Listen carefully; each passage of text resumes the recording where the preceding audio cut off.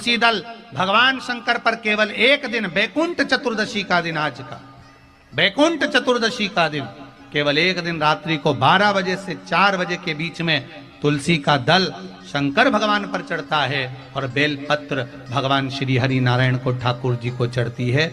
इन दोनों को उठाकर शहद की शीशी में भरकर रख लिया जाता है, दोनों को डालकर। जो बच्चा पढ़ने में कमजोर होता है, जो एग्जाम में पास नहीं हो पाता है, उसको 1 महीने तक वो शहद बैकुंठ चतुर्दशी का चटाया जाता है। बच्चा पढ़ने में होशियार हो जाता है, उसकी बुद्धि प्रबल हो जाती है। आज वो बैकुंठ चतुर्दशी का स्मरण भगवान आनंद की राशि है। शिव तत्व को प्राप्त का साधन बैकुंठ चतुर्दशी को हरि हर मिलन का बड़ा मूल आनंद है। हरि भगवान हरि और हर का मिलन। शिव महापुराण की कथा कहती है, भगवान के पावन चरणों का स्मरण करते हुए लक्ष्य तत्व तक पहुंचे और अपने जीवन को सार्थक बनाते हुए शिव तत्व की ओर वंचित, शिव तत्व की ओर जावे। जब कोई लीवर, किडनी, कैंसर जैसी बीमारी भी अगर हो गई है तो शिव महापुराण की कथा कहती है, महामृत्युंजय मंत्र का स्मरण करो। कौन से मंत्र का? महामृत्युंजय मंत्र का स्मरण करो। किसी विद्वान ब्राह्मण से पूछकर उस मंत्र का जप करवाओ, या आप जप करो या स्मरण करो। साथ में मक्खन के शिवलिंग का निर्माण करिए। कौन से शिवलिंग का? मक्खन के शिवलिंग। आपको मालूम होगा पूरी दुनिया में एक ही मंदिर है शंकर का, जिस मंदिर में शंकर जी के ऊपर बिजली गिरती है और शंकर जी के टुकड़े टुकड़े हो जाते हैं। शंकर जी के इतने छोटे छोटे टुकड़े हो जाते हैं। फिर कोई एक उस स्थान पर एक ब्राह्मण परिवार है जिसके घर में कोई पूरा पैदा नहीं हुआ, पांव विकलांग रहता है। वो गांव में से मक्खन इकट्ठा करता है। उस मक्खन को ले जाकर शंकर जी के टुकड़ों को उठा उठाकर मक्खन से वापिस जोड़ता है। 1 लोटा पानी चढ़ाता है। उसके बाद में हाथी की सूंड से भी अगर शिवलिंग तोड़वाया जाए तो नहीं टूट पाता। उसका नाम है बिजली महादेव। कौन सा महादेव है? बिजली महादेव, जो मनाली में विराजमान है। कुल्लू मनाली में है। मनाली में अगर बिजली गिरती है तो बिजली गिरते से सबसे पहले शंकर जी के शिवलिंग पर गिरती है। इतना बड़ा शंकर का शिवलिंग टुकड़े टुकड़े हो जाते हैं। उसका नाम बिजली महादेव। छोटे छोटे टुकड़े शंकर भगवान के हो जाते और शिवलिंग के टुकड़े होते हैं। फिर वापिस उसको माखन से जोड़ा जाता है। वो बिजली महादेव। कभी आप लोग कुल्लू मनाली जाएं तो इधर उधर हिल स्टेशन पर घूमने की जगह एक बार बिजली महादेव का दर्शन कर कर अवश्य आए। जाने का देखना हो तो नेट पर सर्च कर कर देख लिया करो कि बिजली महादेव जाना है, कहाँ पड़ेगा, कितने किलोमीटर पड़ेगा, ऊंचाई भी है, थोड़ा पैदल चलना पड़ता है। बिजली महादेव, बिजली गिरती है, शंकर के छोटे छोटे टुकड़े हो जाते हैं। टुकड़े होने के बाद एक परिवार का व्यक्ति ऊपर जाता है, चढ़ता, धीरे धीरे धीरे धीरे माखन मांगकर उसको लगाता है शंकर भगवान। तो यहाँ शिव महापुराण की कथा कहती है, बड़ा रोग आ गया, बड़ी बीमारी आ गई, घबराना नहीं, घबराना नहीं। महामृत्युंजय मंत्र का स्मरण करो और माखन के शिवलिंग का निर्माण करो। माखन के शिवलिंग का निर्माण कर कर उसका पूजन अर्चना कर कर सुबह के समय पर उसका स्मरण करो, पूजन करो। शाम को प्रदोष काल के समय पर भगवान शंकर का पूजन दूसरी बार कर कर उसको विसर्जन करो। धीरे धीरे धीरे धीरे जो बड़ी बीमारी आ जाती है वो धीरे धीरे औषधि रोग पर काम करना प्रारंभ कर देती है, दवाई लगना प्रारंभ हो जाती है और व्यक्ति को आराम मिलना प्रारंभ हो जाता है। मक्खन के शिवलिंग का सुख रोग मुक्ति के लिए अच्छा है। मक्खन का शिवलिंग। हमारे यहाँ तो 33 कोटि देवताओं ने अलग अलग शिवलिंग का निर्माण करा। कोई मोती का शिवलिंग बनाते हैं, कोई पार्थिव शिवलिंग का निर्माण करते हैं, कोई दही के शिवलिंग का निर्माण करते हैं, कोई मूंगे का शिवलिंग, कोई पारद का शिवलिंग, कोई स्फटिक का शिवलिंग, कोई स्वर्ण का शिवलिंग। हमारे 33 कोटि देवताओं ने अलग अलग शिवलिंग का निर्माण करा है, अलग अलग चीज के लिए, कि व्यक्ति को उसका लाभ क्या मिलना चाहिए, उसका फल क्या मिलना चाहिए।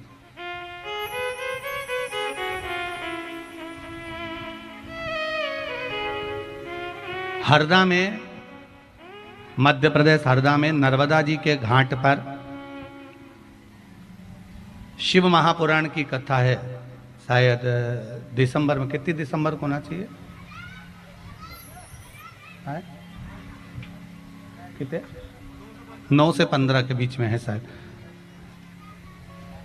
9 या 10 तारीख में होगी दिसंबर में, 13 दिसंबर या 10 दिसंबर जो भी है। तो उस समय पर जो कथा है हरदा में, उस कथा को मेरा निवेदन रहेगा आस्था चैनल पर जब आएगी तो उसको आप पूरी सुनना। वो कथा का नाम ही रहेगा महामृत्युंजय शिव महापुराण कथा। कौन सी कथा रहेगी? महामृत्युंजय शिव महापुराण कथा।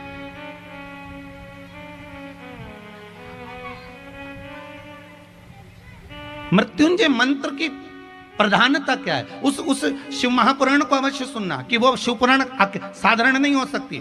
उसमें एक एक रोग को मिटाने के लिए, एक एक बीमारी को मिटाने के लिए, एक एक रोग को समाप्त करने के लिए, चाहे वो उदर से जुड़ा हो, नेत्रों से जुड़ा हो, श्रवण शक्ति से जुड़ा हुआ, वाणी से जुड़ा हुआ, कोई निपट गूंगा हो गया, सुनाई नहीं दे रहा, श्रवण शक्ति चली गई, उसके लिए नेत्र ज्योति चली गई, उसके लिए वो महामृत्युंजय शिव महापुराण की कथा जो नर्मदा की घाट हरदा से चलेगी, उसका श्रवण अवश्य करना आस्था चैनल पर। महाराज साधारण नहीं हो सकता, साधारण नहीं हो सकता।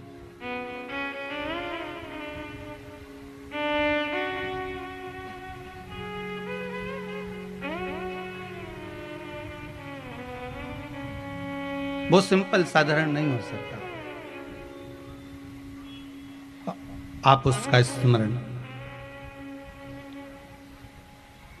और ध्यान दीजिएगा। वेद मंत्र, उसका भाव, उसका सुख एक अलग ही है महाराज।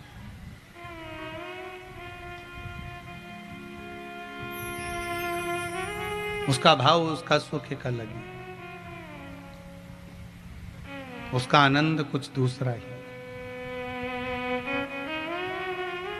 श्री शिवाय नमस्तुभ्यं, श्री शिवाय नमस्तुभ्यं,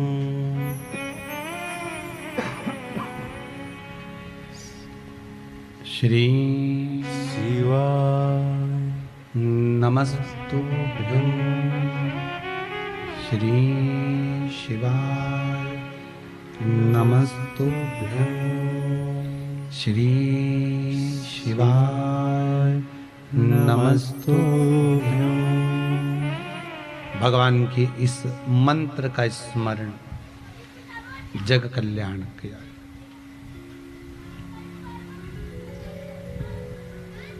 रोग मुक्ति के लिए मक्खन के शिवलिंग का निर्माण है महाराज। मक्खन के शिवलिंग रोग मुक्ति के लिए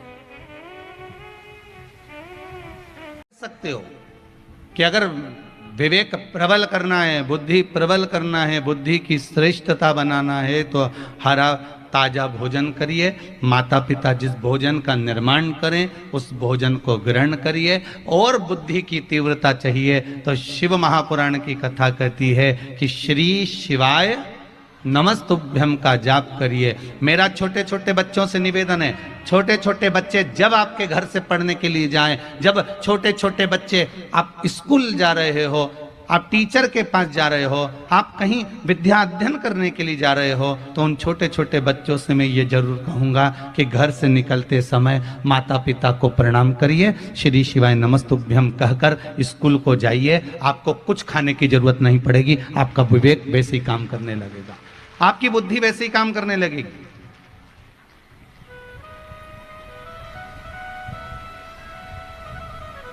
छोटे छोटे बच्चों को आपको ये नहीं सिखाना है कि आप मांस का आहार करिए। अरे भैया, बड़ी मुश्किल से तो दुनिया के लोग बड़ी मुश्किल से तो छूटते हैं।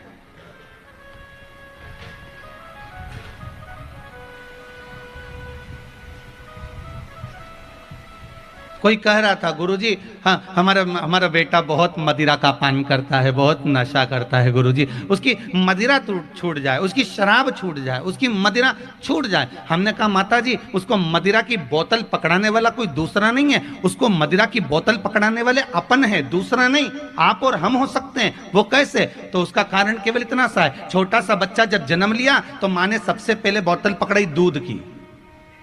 वो दूध की जो बोतल जिस दिन पकड़ाई थी वो आज तक नहीं छूट पाई। सबसे पहले पकड़ाई दूध की बोतल, दूध की बोतल छूटने के बाद स्कूल गए तो जम के बोलो पानी की बोतल, पानी की बोतल छूटी, कॉलेज गए तो कोल्ड ड्रिंक की बोतल, कोल्ड ड्रिंक की बोतल छूटी, अब नहीं बोलूं आगे। वो पकड़ा दी वो वाली बोतल, अब तो छूटेगी। आदत किसने डाली है बोतल पकड़ने की? तुमने। आदत किसने दी बोतल पकड़ने की? माँ। पहले की माताएं कटोरी में दूध रखती थी, चम्मच से बच्चे को पिलाती थी, बोतल नहीं रखती थी बच्चों को पिलाने के लिए, कटोरी से दूध पिलाती थी, चम्मच से दूध पिलाती थी। इसलिए बेटे के हाथ में आखिरी तक बोतल नहीं आती थी। आज के जमाने में बचपन में बोतल पकड़ा दी तो आखिरी तक छूट नहीं पाती है। उस बोतल को पकड़ाया तुमने है तो दूसरा कोई छुड़ा नहीं सकता। किसी की सामर्थ्यता नहीं, ना सीवर वाला महाराज छुड़ा पाएगा। सीवर वाला महाराज कोई जादूगर है कि फूंक मार देगा और बोतल छूट जाएगी? पकड़ाया तुमने है।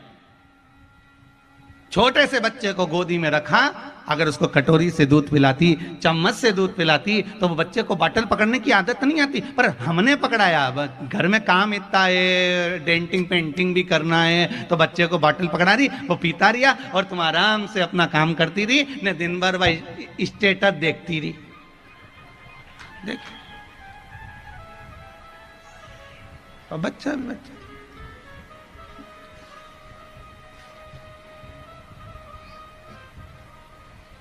गलती हमारी। किसी को कष्ट देकर, किसी को दुख देकर, किसी को तकलीफ देकर यदि हम भगवान का भजन भी करें ना तो उसमें श्रेष्ठता नहीं हो सकती।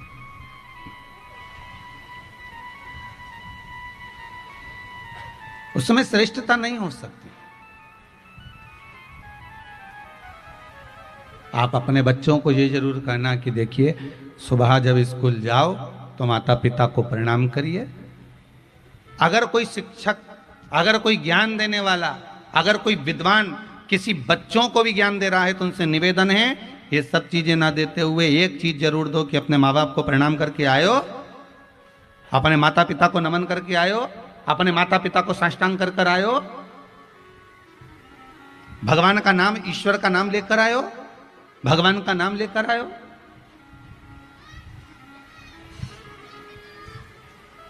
हम सीख नहीं दे पा रहे।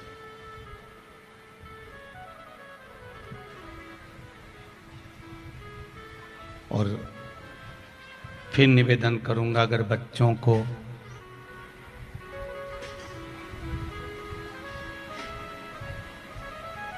जिस स्कूल में संस्कार नहीं मिलते हों उस स्कूल में बच्चों को भेजने से कोई फायदा नहीं है, कोई लाभ नहीं, रत्ती भर का भी। जिस गांव में पानी की कमी होती है वहां की फसल बिगड़ जाती है, जिस घर में संस्कारों की कमी होती है वहां की नस्ल बिगड़ जाती है। नस्ल को सुधारना है तो संस्कारवान बच्चों को बनाना पड़ेगा, संस्कार हमको देना पड़ेगा। बिना संस्कार के आगे नहीं बढ़ सकता। वितरकता दीजिए।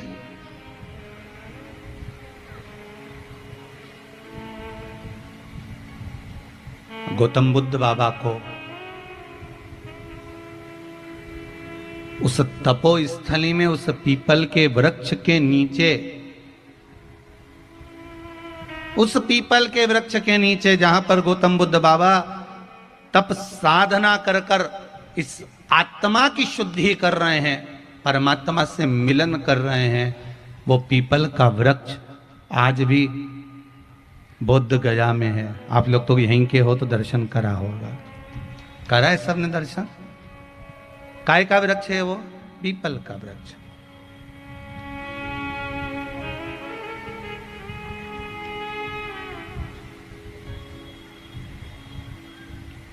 आज भी है।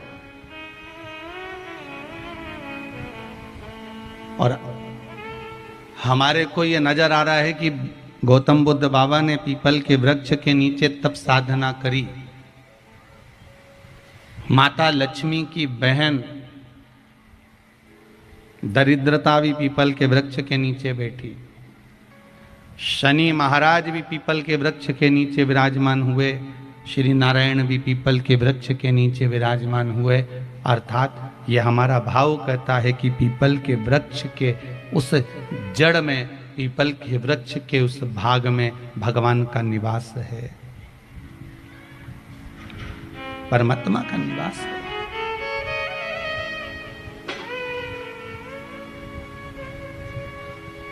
पर उसकी प्राप्ति का एक केंद्र बिंदु भी बताया है। उसकी प्राप्ति का एक केंद्र भाव भी वर्णन किया गया है महाराज, उसकी प्राप्ति का।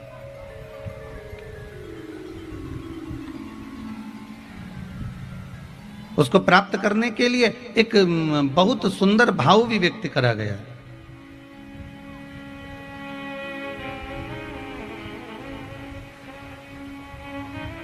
महाराज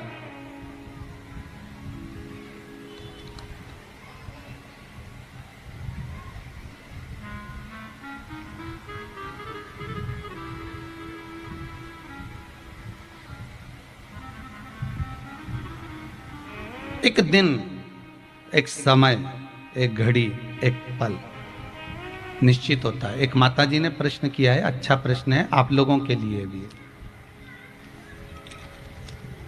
आप लोगों के लिए भी है। वो अच्छा पूछा है, इसलिए उसका वर्णन।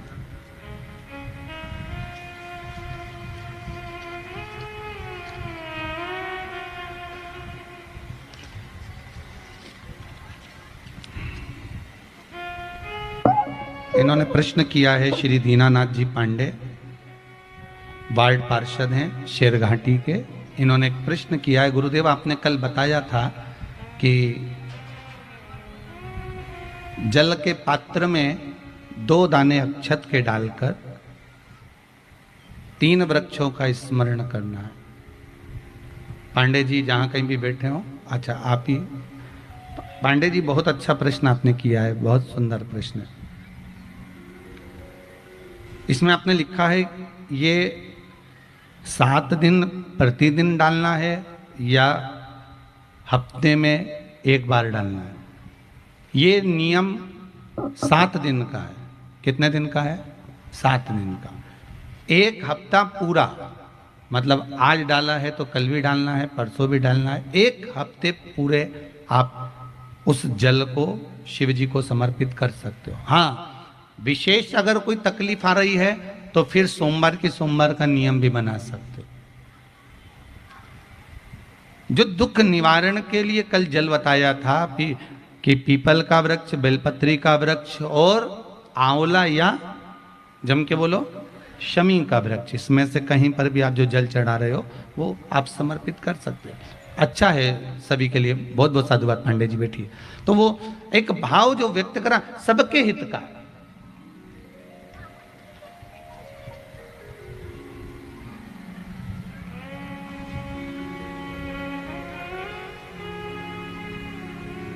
सबके भाव का है महाराज, सबके हित का।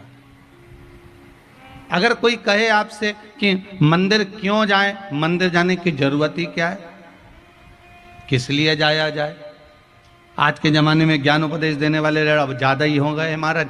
वो लोग कहते हैं लोगों को बुद्धि की कमी हो गई, हम कहते हैं बुद्धि की नहीं, शुद्धि की कमी हो गई। वो शुद्धि शिव महापुराणी करेगी, इसके सिवा कोई नहीं कर सकता। आपको विवेक देने वाले, अकल देने वाले ढेर मिलेंगे, और वो बुद्धि देने वाले एक बात जरूर कहते हैं, अरे तुम्हारे हिंदू धर्म में इतने सारे देवता, तुम्हारे हिंदू धर्म में इतने सारे देवता, तुम्हारे हिंदू धर्म में इतने सारे देवता, अरे कम से कम एक को पकड़ना चाहिए, एक को साधना चाहिए। तो उनसे कह देना भैया हमारा हिंदू धर्म जो है वो सीधी सीधी कलयुग में जैसे बफेट नहीं चलती ऐसा है। यहाँ गुलाब जामुन, महा दही बड़ा, पानी पतासा, छम्मक लड्डू, इधर कुछ गयो शादी में। शादी में कौन कौन गया? यहाँ पे बफेट होता है, क्या बोलते? बफे बोलते, बफेट बोलते, क्या बोलते? जम के बोलो। बफा सिस्टम। तो वो जो होता है उसमें अलग अलग भोजन अलग अलग जगह पर रख दिया जाता है। तो तुम सारा भोजन चखते हो कि नहीं चखते हो? चखते हो ना, कि दही बड़ा भी खाओगे, पूड़ी भी खाओगे, तंदूरी रोटी भी खाओगे, दाल मखानी भी खाओगे, ये सामान भी खाओगे, रबड़ी भी खाओगे, खीर भी खाओगे, सारी चीजें तुमने चखी। और तुम्हें जो चीज ज्यादा पसंद आएगी वो 2 बार खाओगे कि नहीं खाओगे? जम के तो बोलो, खाओगे ना। अगर जो चीज ज्यादा पसंद आ गई, चाउमीन पसंद आ गया, पानी पतासा गोलगप्पा पसंद आ गया, तो तुमने 2 बार लिया, 3 बार लिया, और ज्यादा पसंद आ गया 4 बार लिया। तो सब चीज चखी, पर आखिरी में एक वस्तु ज्यादा खाई। हमारे हिंदू धर्म में 33 कोटि देवता है, और हमारा शास्त्र कहता है तुम 33 कोटि देवता में से किसी भी देवता को भज लो, सबका स्वाद स्मरण कर लो, आखिरी में 33 कोटि देवता में से एक देवता को तो पकड़ कर रखो। पर दुख उस बात का होता है कि हिंदू धर्म को छोड़कर लोग जब दूसरे धर्म में प्रवेश करते हैं, दुख तब होता है कि हमारे धर्म में इतना पकवान था, इतना भोजन था, इतना राजसी ठाट था, फिर दूसरे धर्म में जाने की जरूरत क्या पड़ गई तुमको?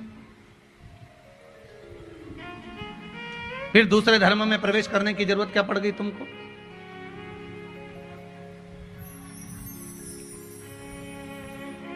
आप तो उसका भजन करो, उसका स्मरण करो, किसी भी रूप में मिलेगा वो आपको प्राप्त होगा, आपको मिलेगा। और जब भगवान को पाने का तरीका आपको आ गया, बस किसी भी रूप में, बस वो मिल सकता है, उसको पाना है, हमको उसको प्राप्त करना। और ऐसी कौन सी जगह है जहां मेरा परमात्मा नहीं है महाराज? ऐसी कौन सी जगह है जहां परमात्मा नहीं? गौतम बुद्ध बाबा को क्या मालूम था कि मुझे यहीं बैठना है?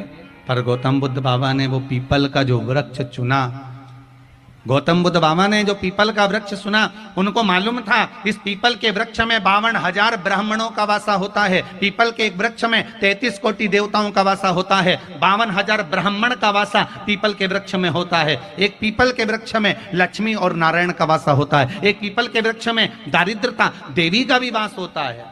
पीपल के वृक्ष में 33 कोटि देवता भी विराजमान है, दरिद्रता भी विराजमान है, लक्ष्मी भी विराजमान है। आपको पहले भी कथा में कहा कि रविवार के दिन पीपल के वृक्ष के नीचे नहीं जाना चाहिए। कहा था कि नहीं कहा था कि रविवार का दिन पीपल के वृक्ष के नीचे दरिद्रता देवी का स्थान होता है, इसलिए जाओ, पर खाली पात्र लेकर मत जाओ। अगर आप पीपल के वृक्ष के नीचे रविवार को भी जा रहे हो तो पानी का लोटा, कंकु चावल लेकर जाओ, रोली लेकर जाओ, चंदन लेकर जाओ, पुष्प लेकर जाओ, पर भरा हुआ लेकर जाओ, कुछ ना कुछ लेकर जाओ। और वहां से भी खाली नहीं आना, कुछ ना कुछ लेकर ही आना। वहां से फूल भले जरा सा लेकर आना, पर लेकर आना। रविवार को अगर आप पीपल के वृक्ष के नीचे जा रहे हो तो आपका समर्पण होना चाहिए, कुछ लेकर जा रहे हो।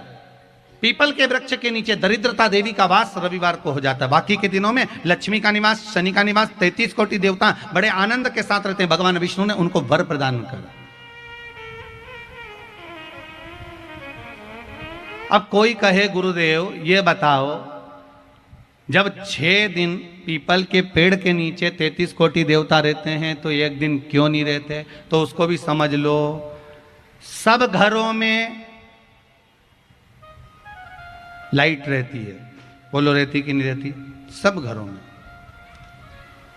सारे घरों में मिलेगी। सब घर में बिजली रहती है कि नहीं रहती? बोलो तो जम के तो बोलो। घर घर में बिजली रहती है।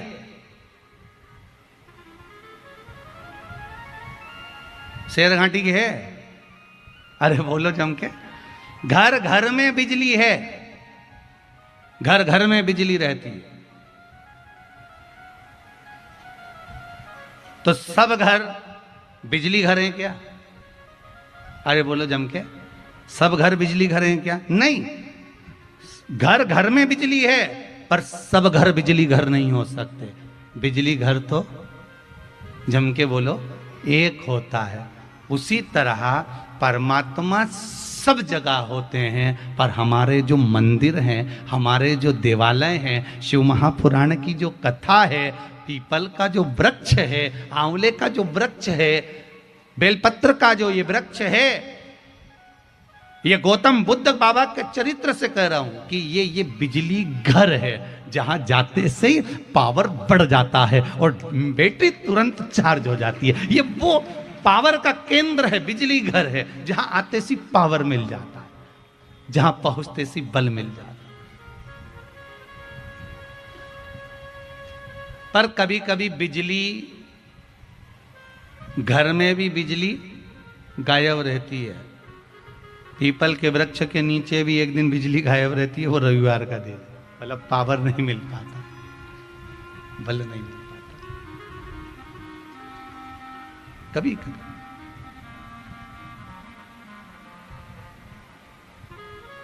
घर घर में बिजली है, पर बिजली घर सब घर नहीं है। घर बिजली घर एक होता है जहां पर पावर प्रबल होता है। उस पावर को हमें लेना है।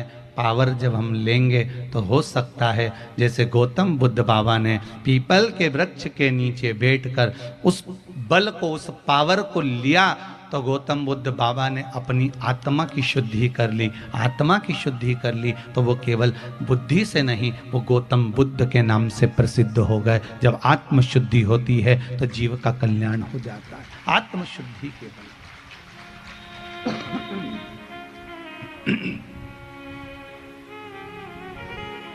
आत्मशुद्धि हो।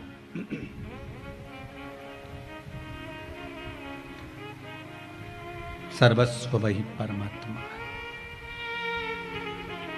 उसको प्राप्त करने का केंद्र बिंदु हमें ढूंढना है। उसको प्राप्त करने का केंद्र बिंदु हमें ढूंढना पड़ेगा।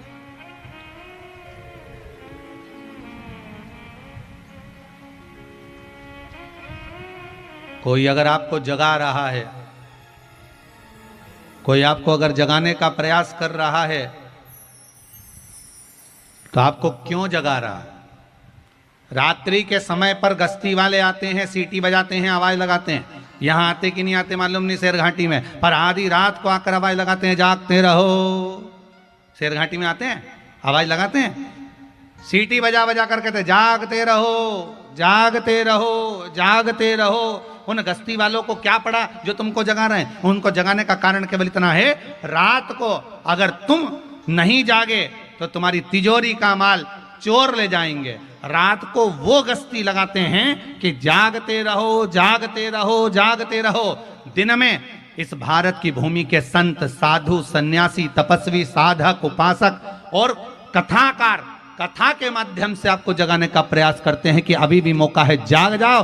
रात को नहीं जागे तो तिजोरी का माल चोर ले जाएंगे, और दिन में नहीं जागे तो तुम्हारी इस विवेक को, इस बुद्धि को लोग भ्रष्ट कर देंगे, ना जाने कहां ले जाकर छोड़ देंगे।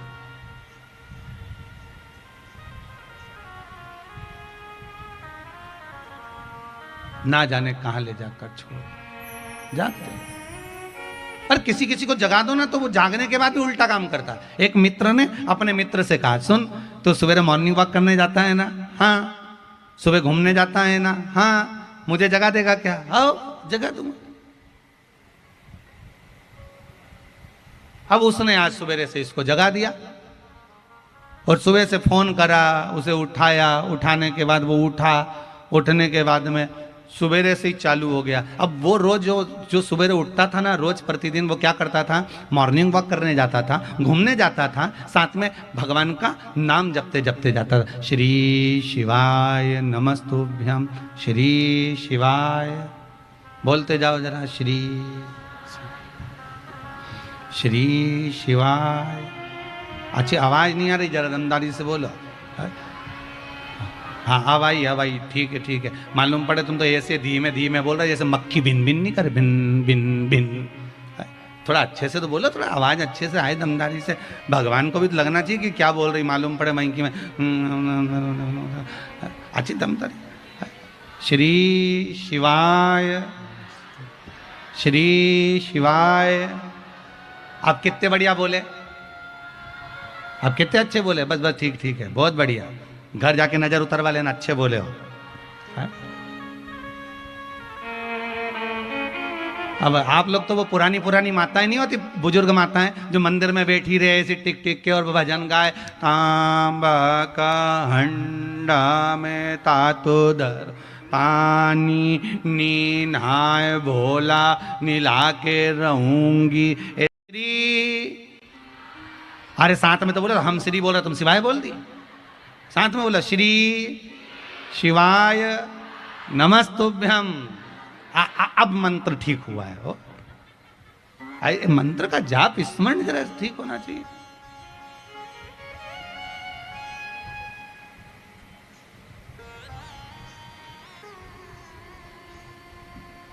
अब वो उसका रोज का नियम था, सुबह उठता भगवान का भजन करता, पूजन करता, स्मरण करता, मंत्र जपता। इसने अपने दोस्त के कहने पर दोस्त को जगा दिया। अब दोस्त जग गया और जगते से क्या करा, अब इसको तो लगा कि ये भी जागेगा और जागते से भगवान का नाम जपेगा। पर ये उठते से ही जैसे ही बाहर निकला,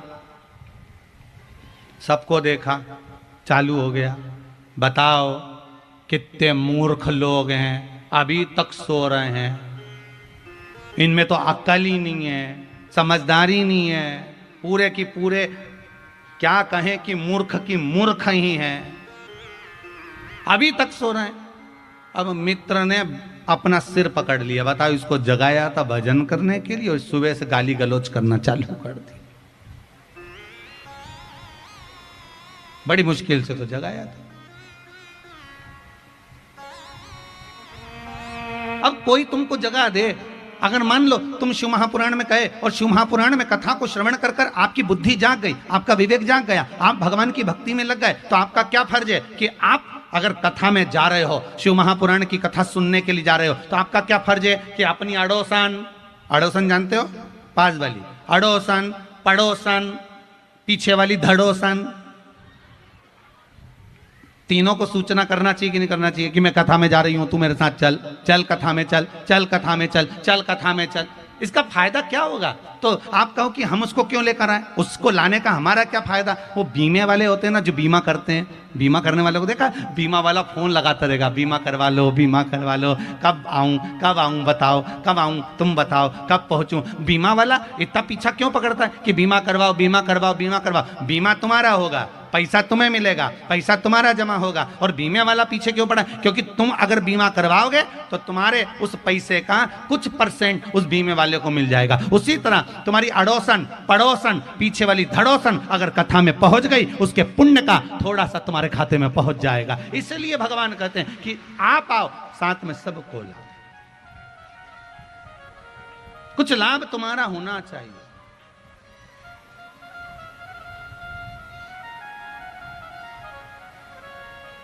किस किस की आई है? अड़ोसन, पड़ोसन, पीछे वाली आई सबकी? नहीं नहीं, तुम तो बोल दो आई थी, पीछे के पीछे भग गई, तो कई घर अब हो जाए। भाव की निर्मलता हो महाराज। जिस समय हमारी भक्ति दृढ़ी होती है, जिस समय हमारा विश्वास दृढ़ी होता है, परमात्मा को पाना कहां दूरी हो जाता है, कहां देरी। एक माता जी ने लिखा है पत्र में, अभी बहुत सारे पत्र मैंने पढ़े नहीं है, यहाँ रखे हैं, इनको भी पढ़ूंगा, जितने पढ़े हैं उसमें से वर्णन कर रहा हूं। एक माता जी ने लिखा है, गुरुदेव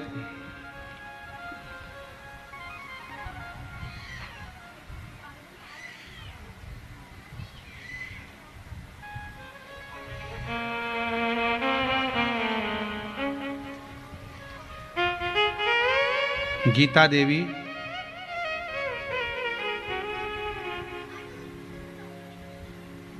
भोदरमा झारखंड से हैं, झुमरी तिलया से।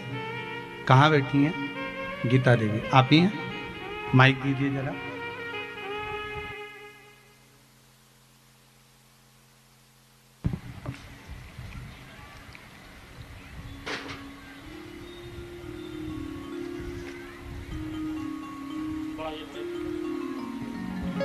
बड़ा सुंदर भाव आपने लिखा है गीता देवी जी ने। श्री शिवाय नमस्तुभ्यम। श्री शिवाय नमस्तुभ्यम। दीदी कहाँ से आई हैं आप? कोटि कोटि प्रणाम जी।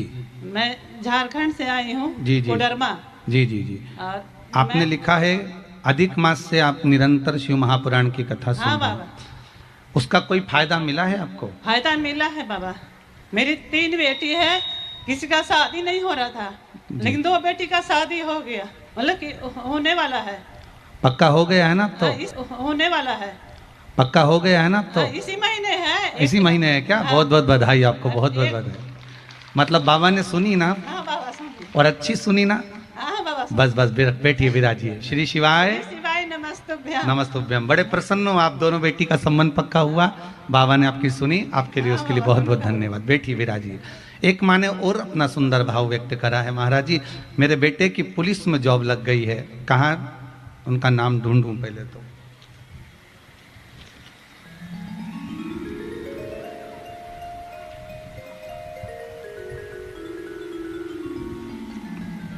उर्मिला देवी हैं।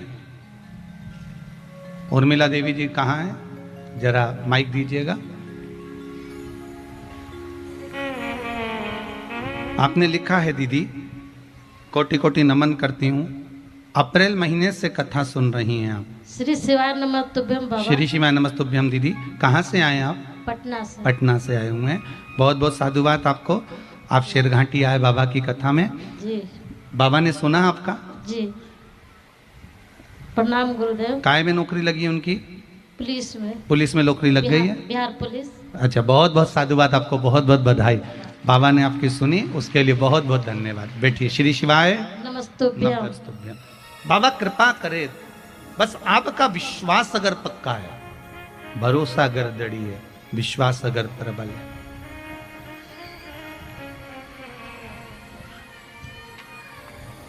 फिर कल वाली बात आ गई, काहे बटोरे कंकर पत्थर, जब हीरा मिला कोहिनूर, भजन करो भोला मिलेगा जरूर। क्यों?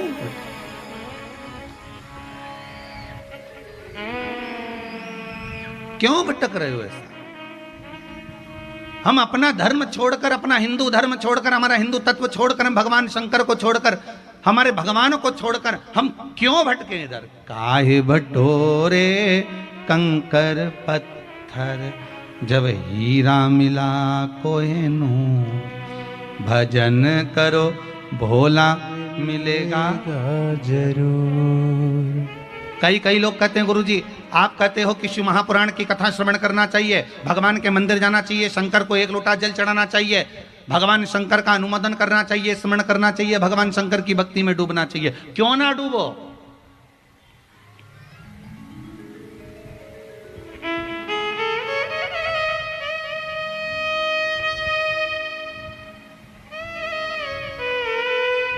क्यों ना डूबे?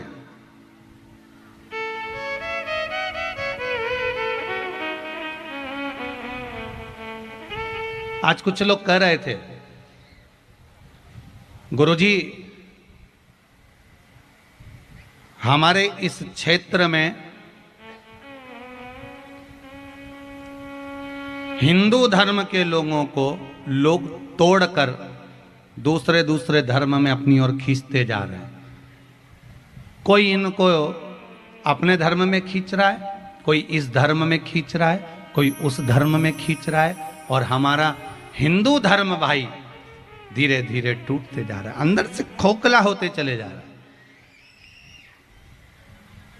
उन्होंने कहा, उसके बाद में एक भाई ने बड़ा सुंदर कहा गुरुदेव आपने जो श्रावण के महीने में जो श्रावणी शिवरात्रि के दिन अभिषेक करवाया था, उस समय पर ना जाने कितने हिंदू भाइयों को लोग तोड़ रहे थे, पर वो श्रावणी शिवरात्रि का जो अभिषेक हुआ और घर घर में जो अभिषेक हुआ, उससे वापिस हमारे जो दूसरे धर्म में लोग गए थे वो वापिस हमारे हिंदू धर्म में वापिस आ गए। ये प्रसन्नता की बात।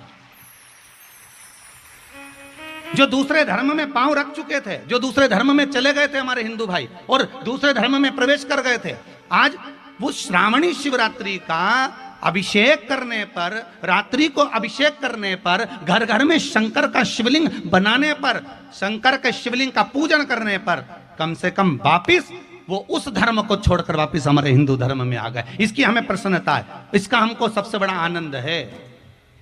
अब दुनिया भले इसका विरोध करे, दुनिया भले कहे कि क्यों अभिषेक कराया, काय के लिए कराया, किस लिए कराया। घर घर में अगर शंकर पहुंच गया तो ये भी पक्का है कि मेरा धर्म बच सकता है, मेरा धर्म आज भी विराजमान रह सकता है। और बहुत जरूरत है शंकर के भजन की। आज लोग कहते हैं क्या मिलता है शिव भजन से, क्या मिलता है शंकर के मंदिर जाने से, क्या मिलता है शिव महापुराण में जाने से। ये बहनें, इन बहनों को कोई पैसे देकर नहीं लाया गया कि यहाँ खड़े होकर बोलते हम तो इनको पहचानते तक नहीं है। बोलो जी आप लोगों को पहचानता कोई? हमको खुद पहली बार शेरघाटियाँ आए, हमें क्या मालूम कि आप पटना में कहाँ रह रहे हो, आप कहाँ किस जगह पर रह रहे हो, आप कौन सी जगह से आए हो, हमें क्या मालूम। वो तो आप लोग गाड़ी उठा उठा कर कथा सुनने आए हो, इसलिए ये माइक आपको पकड़ा दिया जाता है कि आप कहाँ से आए हो। हमको भी तो मालूम पड़े कि मेरे शंकर ने कितनी कृपा संसार वासियों पर कर रखी है। हमें भी तो मालूम पड़े कि मेरे शिव ने क्या करुणा करी है, क्या कृपा करी है।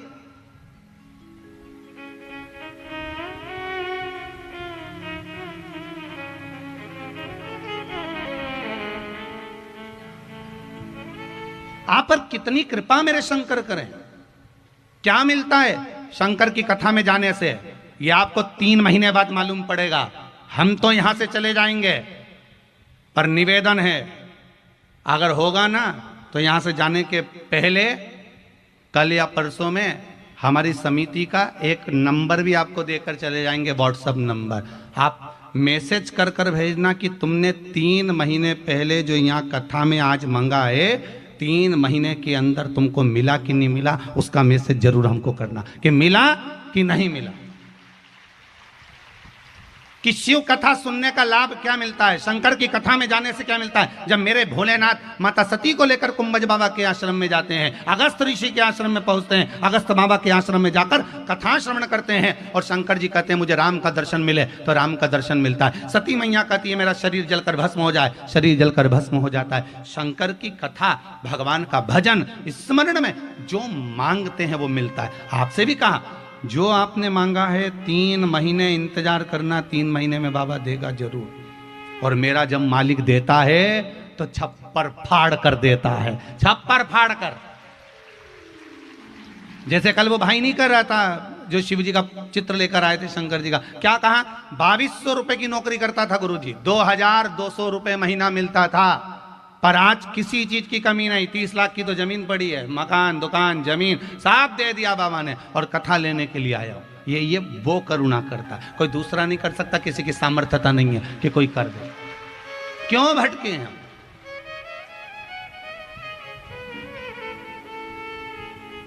क्या नहीं मिलता शंकर की कथा से? आप बैठो तो कथा में जाकर, आप शिव की कथा में जाकर तो बैठो, पर मन लगा कर बैठना, नहीं तो आधा मन तो पीछे चप्पल में लगा।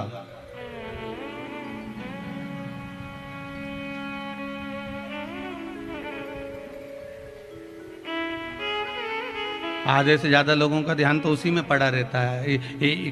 कई लोग तो आरती में भी खड़े रहे तो वही ध्यान रखे, मात पिता तुम मेरे।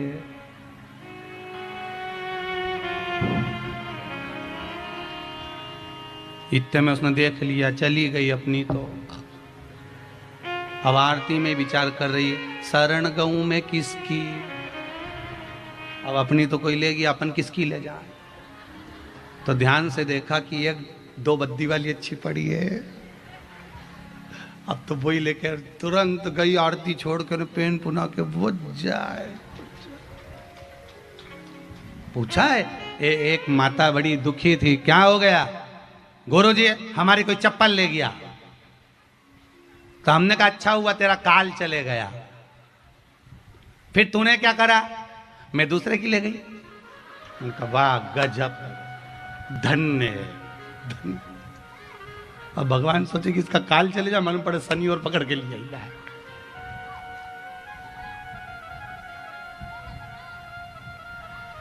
धर्म की जय हो, अधर्म का प्राणियों में सद्भावना, विश्व का कल्याण। तो विश्व का कल्याण कब होगा? जब आपका कल्याण होगा। मतलब आप स्वयं भगवान से जुड़ोगे, भजन करोगे, स्मरण करोगे, तब कल्याण।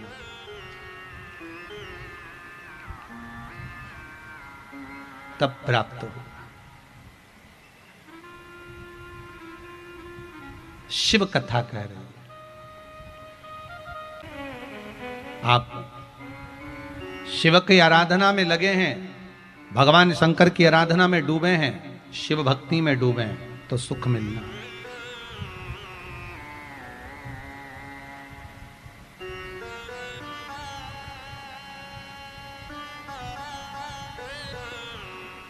वो प्राप्त जरूर होगा। तारकासुर के प्राण छूट गए। तारकाक्ष, विदुम्माली, कमलाक्ष की, ये तीनों भी चले गए। ये तीनों भी समाप्त हो गए। समय आया, देवादिदेव महादेव के नेत्र बंद थे।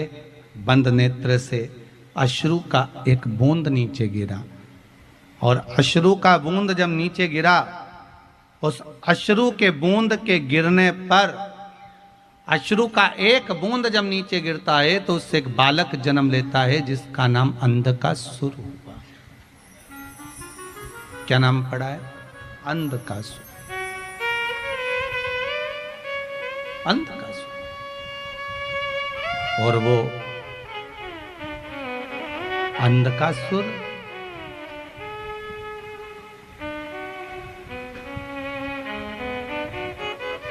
जिसको भगवान शिव ने देखा कि माता पार्वती ने अपनी गोदी में उठा लिया है, अपनी गोदी में अंधकासुर को लिया। कहा, शंकर भगवान बोले, पार्वती, ये अंधकासुर तूने जो गोदी में उठाया है ये श्रेष्ठ नहीं है, क्योंकि ये मेरे नेत्र बंद करने के बाद हुआ है, पर पुत्र तो आपका है। शंकर भगवान कहते हैं ये मेरा पुत्र नहीं, मेरे नेत्र बंद करने के बाद प्रकट हुआ, तो पुत्र किस काम का?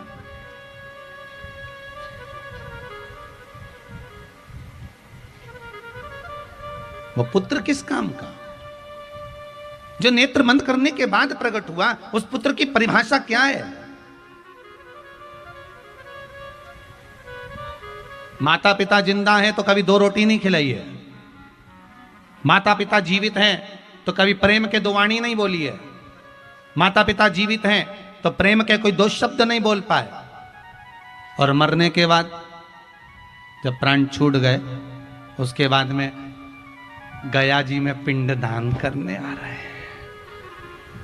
पिंड नहीं कर रहे, पिंड छुड़ा रहे हैं।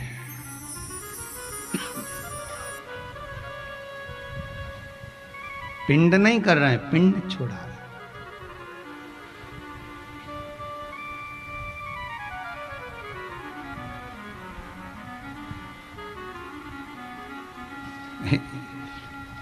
एक पिंडा देने से पिंड छूट जाएगा?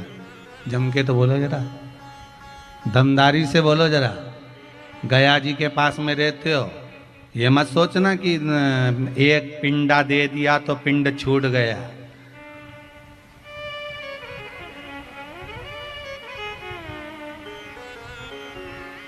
कई लोग कहते हैं गुरुदेव, जब गया जी का श्राद्ध कर दिया जाता है तो ब्राह्मण को भोजन नहीं कराना चाहिए। गया जी का श्राद्ध करने के बाद धूप नहीं देना चाहिए। गया जी का श्राद्ध करने के बाद गाय को रोटी नहीं देना चाहिए। गया जी का श्राद्ध करने के बाद, गया जी का पिंड करने के बाद में कुत्ते को भोजन नहीं दिया जाता। शिव महापुराण की कथा कहती है, तुम्हारे अंश में, तुम्हारे शरीर में तुम्हारे माता और पिता का भाव जुड़ा हुआ है। शरीर में जो ये मांस है ये तुम्हारी माता का दिया हुआ है। शरीर में जो हड्डियां हैं ये तुम्हारे पिता की दी हुई हैं।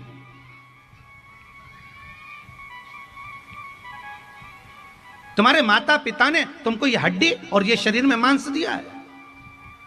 और जब तक तुम्हारे शरीर में ये मांस है, जब तक तुम्हारे शरीर में ये अस्थियां हैं, तुम्हारे शरीर में जब तक ये हड्डी और मांस है, तब तक अगर तुम जिंदा हो तब तक भले गया जी का पिंड कर देना, भले तुम्हारे ब्रह्म कपाली कर आना, भले बद्रीनारायण में जाकर छोड़ आना, काशी में पिंड दियाना, इलाहाबाद का पिंड कर आना, तुम्हारी मर्जी पड़े जहां जाकर पिंड दे देना। पर शास्त्र कहता है, शिव महापुराण, गरुड़ पुराण कहती है, पद्म पुराण, अग्नि पुराण, नर्मदा पुराण कहती है, जब तक शरीर में मांस है और हड्डी है तुम्हारे माँ बाप की दी हुई, तब तक, जब तक तुम जिंदा हो तब तक तो तुम्हें श्राद्ध पक्ष में ब्राह्मण को भी भोजन कराना चाहिए और गाय को भी रोटी देना चाहिए। उनको याद करना चाहिए कि हमारे माता पिता ने इस शरीर दिया है, उसकी दी हुई श्वास हमारे भीतर चल रही है, ये श्वास हमारे अंतर। ये नहीं कि तुमने गया जी में पिंड दे दिया तो पिंड छूट गया तुम्हारे माँ बाप से। नहीं नहीं नहीं,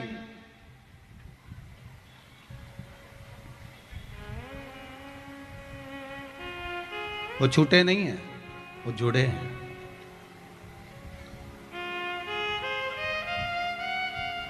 वो दे, प्रदान करे वो। जब तक शरीर है दो।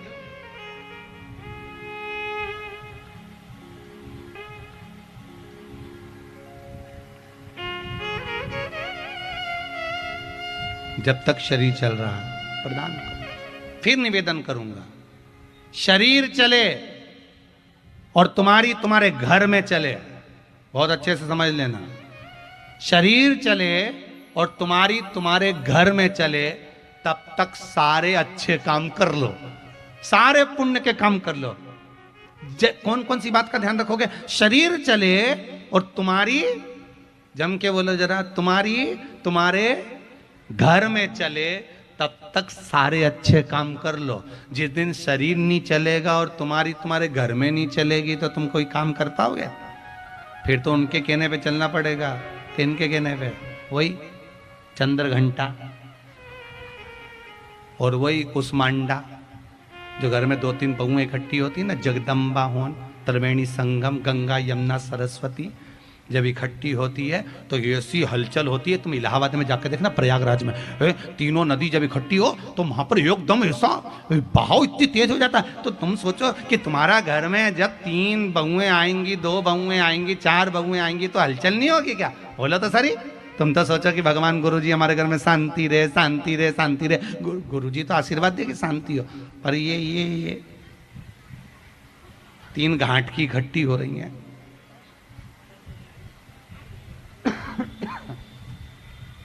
इनका भी तो कुछ होगा।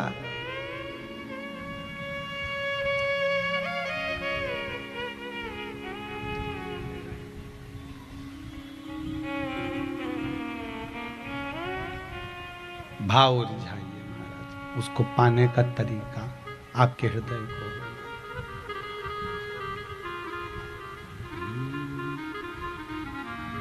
धीमा बजाओ भोलानाथ, डमरू धीमा बजा। हे भोले, हे शंभु, हे शंकर, हे त्रिकालदर्शी, हे कैलाश, आपका वो भाव हमारे सामने।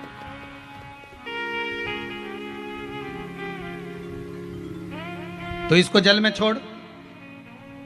प्रभु, बड़ा भाग्य चाहिए भगवान के चरणारविंद में पहुंचने के लिए, बड़ा भाग्य। फिर निवेदन करेंगे, जिसको जनता चुनती है वो संसद में जाकर बैठता है। कहां जाकर बैठेगा? संसद में।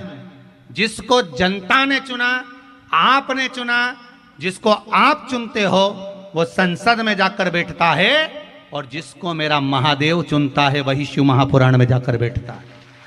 साधारण नहीं है शंकर की कथा में बैठना।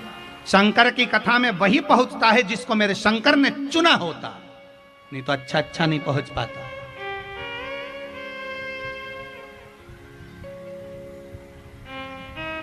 शिव अगर चुने हैं आपको तो यहां तक आप पहुंच जाओ, शंकर की कथा तक पहुंच जाओ।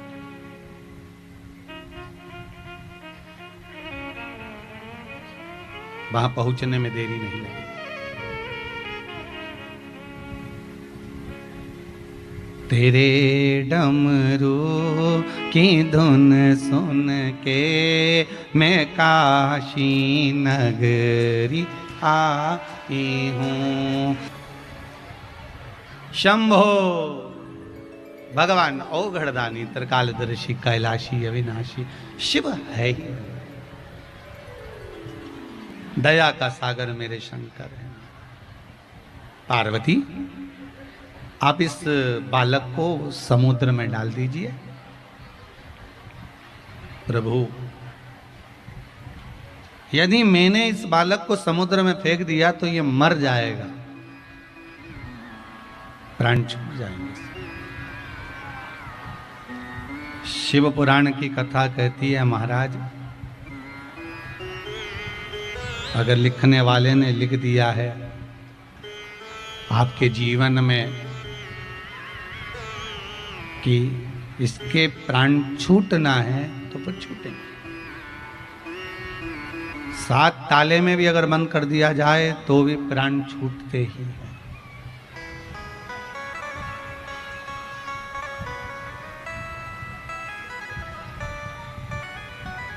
जो लिखा है उसे कोई टाल नहीं सकता।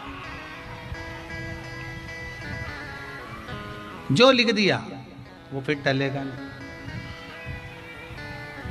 बहुत ध्यान दीजिएगा, अगर टाल सकता है तो केवल एक ही टाल सकता है, वो मेरा देव अधिदेव महादेव।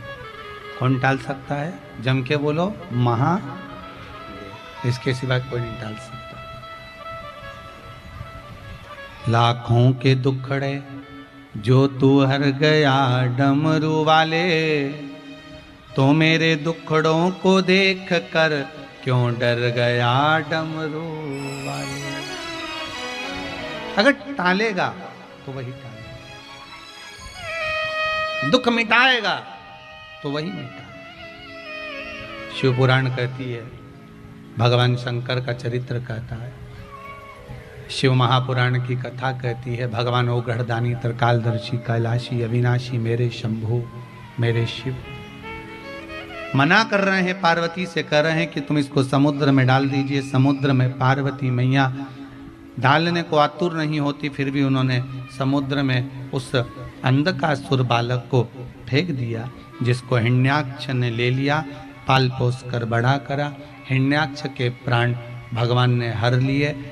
अकेला अंधकासुर रह गया, उसने तप बल इकट्ठा करा और इतनी तप साधना करी, इतना बल इकट्ठा करा, भगवान से वर मांग लिया कि मेरे प्राण नहीं छूटे, मैं मरूं ना, मेरे प्राण ना छूटे।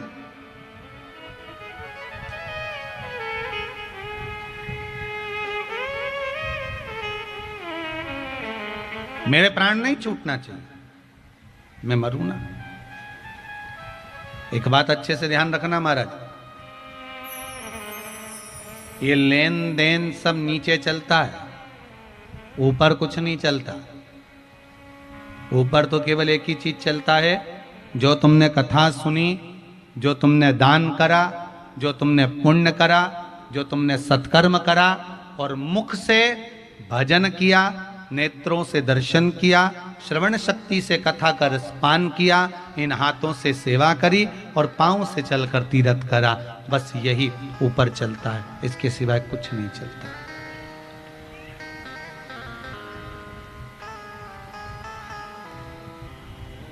वो तो अच्छा है कि वो नीचे ही चल रही है पैसा, ऊपर चलता होता तो जिनके पास ज्यादा होता ना, तो वो यमराज जब लेने आता ना तो उससे कहे इधर आओ।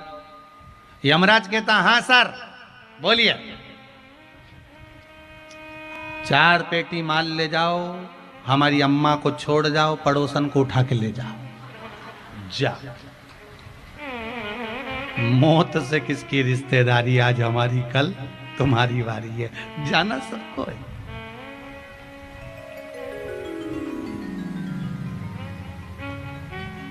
तो कोई कहते ना, किसी ने कहा है जगत में कोई न परमानेंट। कौन परमानेंट है यहाँ?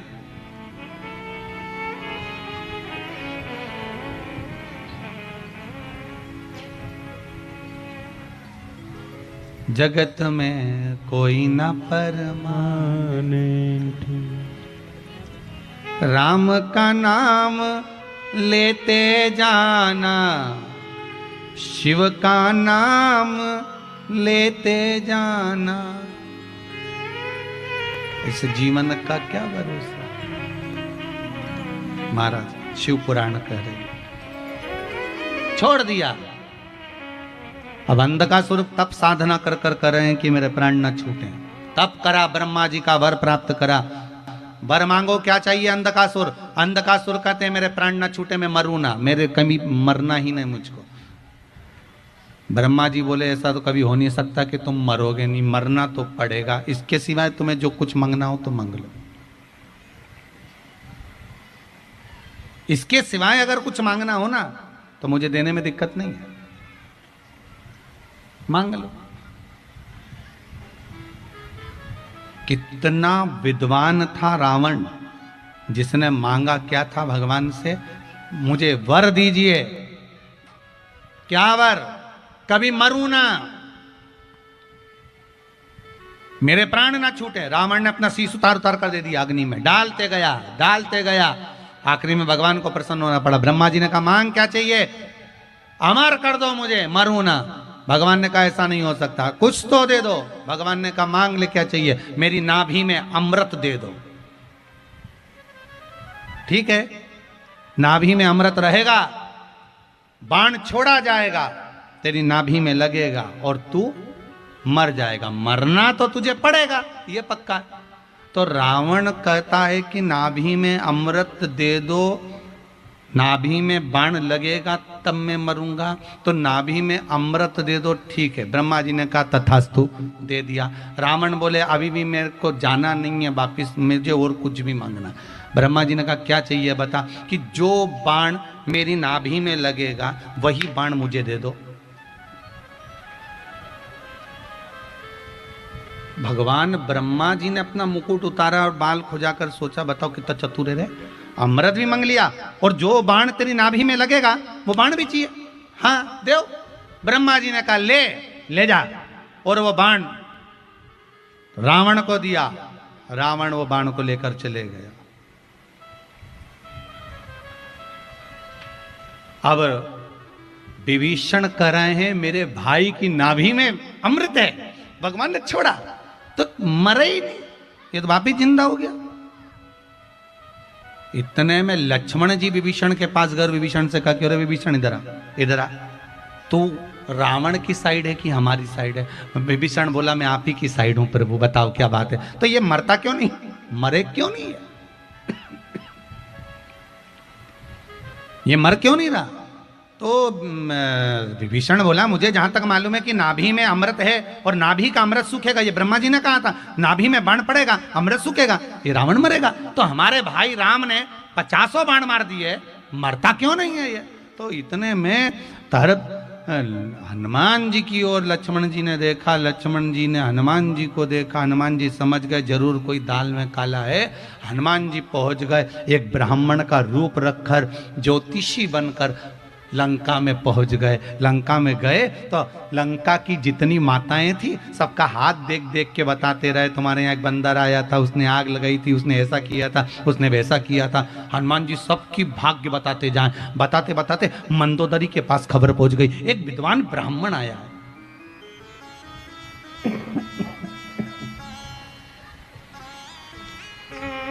विद्वान ब्राह्मण है, आया है और बड़ा विद्वान है, सब कुछ बता देता है। अच्छा, मंदोदरी भी आ गई। मंदोदरी ने कहा महाराज जी मेरा हाथ देख दो। इतने में ब्राह्मण के रूप में हनुमान जी ने बोला तेरा नाम मंदोदरी है, बिल्कुल सही। रावण की धर्म पत्नी है, बिल्कुल सही।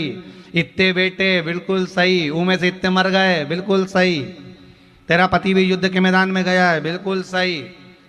वो ऐसे मरने वाला नहीं है, मर ही नहीं सकता, क्योंकि उसकी सबसे मूल चीज तो तेरे पास है। मंदोदरी बोली बिल्कुल सही, बिल्कुल सही। तेरे पास में मंदोदरी एक ऐसा सामान रखा है जो रावण की नाभि के अमृत को लगेगा तब रावण मरेगा। मंदोदरी ने महाराज इधर आओ, मेरे पास में एक बाण रखा हुआ है, वो बाण जब रावण की नाभि में लगेगा तब रावण मरेगा। तो हनुमान जी ने पूछा वो बाण तेरे कमरे में रखा है? बिल्कुल सही।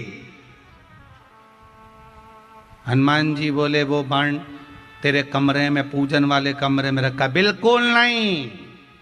हनुमान जी ने पूछा फिर कहां रखा है? कि जिस सिंहासन पर रावण सोता है उसके सामने जो खंबा है उस खंबे के अंदर उस बाण को चुनवा दिया गया है। हनुमान जी भागे, खंबा तोड़ा, बाण निकाला, राम जी को ले जाकर दिया, प्रभु इससे मारो, और जो छोड़ा तब निपटा। बड़ा मुश्किल से निपटा दादा, कोई ऐसे ही निपट जाता। इतनी जोरदार तरीके से रावण मरा और तुम भी जय घोष नहीं करे, रामचंद्र भगवान की जय। बड़ी मुश्किल से मरा, बड़ी मुश्किल से मरे दादा। ये राक्षस मरे बड़ी मुश्किल से, कोई ऐसे ही मर जाए।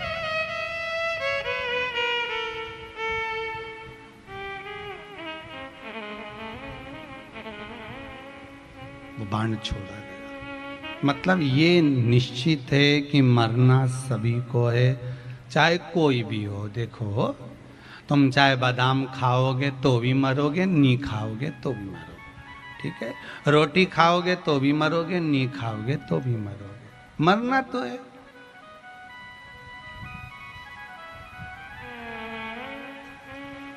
श्रीमद् भागवत में आता है राजा परीक्षित को कांच के महल में रख दिया था, तो भी तक्षक नाग उसको डसने पहुंच गया था। मरना तो है,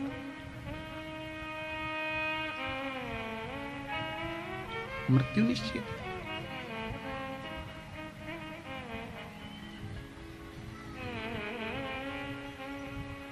बस अकाल मृत्यु वो मरे जो काम करे चंडाल का, काल उसका क्या बिगाड़े जो भक्त हो भगवान का। आप शिव के उपासक हो, आएगी मृत्यु। ऐसा नहीं कि मौत नहीं आएगी, आना है, मरना सबको है, जाना सबको है, कौन बचेगा? जाना सबको पड़ेगा। अंधकासुर कहता है मेरे प्राण ना छूटे, मैं मरूं ना, मरना पड़ेगा। मतलब प्राण छूटेंगे। अगर कुछ वर मांगना हो तो मांग लो। तो अंधकासुर ने वर मांगा कि मुझे ऐसा वर दे दो, मेरे पिताजी ने कहा है ना तो तेरी कोई माता है ना तेरा कोई पिता है, तेरा जन्म तो तू पानी में बहकर आया था, मैंने तेरा परवरिश करी है।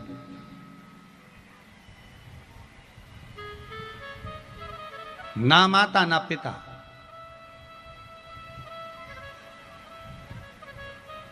मुझे वर दे दो, जिस दिन मैं अपनी माता को गलत दृष्टि से देखूं उसी दिन मेरे प्राण छूट गए।